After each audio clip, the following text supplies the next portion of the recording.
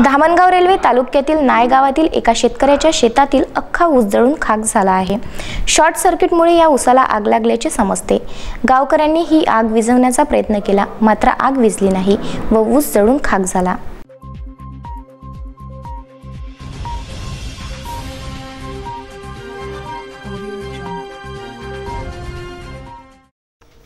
गावाशेजारी असलेल्या 2 एकर शेतातील ऊसाला आग लागल्यामुळे 2 लाखांचे नुकसान झाल्याची घटना अमरावती जिल्ह्यातील धामणगाव तालुक्यातील नायगाव येथे घडली। गावाशेजारी हेमंत ठेंबरे यांची 5 एकर शेती आहे। या शेतातील 3 एकर मधील ऊस काढण्यात आला होता, तर 2 एकर मधील ऊसाला गुरुवारी अचानक शॉर्ट सर्किटमुळे आग लागली। त्या 2 एकरातील ऊस व 2 स्प्रिंकलर सेट जळून खाक झाले। गावाशेजारी शेती असल्याने प्रथम ग्रामस्थांनी आग विझवण्याचा प्रयत्न केला, मात्र आगीचे रौद्र रूप असल्याने लगेच धामणगाव रेल्वे नगर परिषदेच्या अग्निशमन गाडी बोलावण्यात आल्या।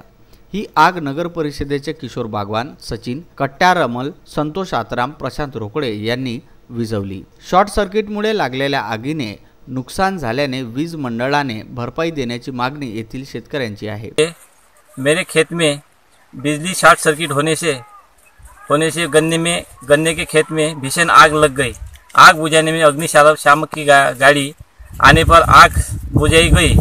इस आग से स्प्रिंकलर के 2 सेट पूरी तरह से जल गए और मेरे खेत का बहुत सारा 2 लाख का नुकसान हो गया। इसमें शासन ने जल्द से जल्द कार्रवाई करना चाहिए।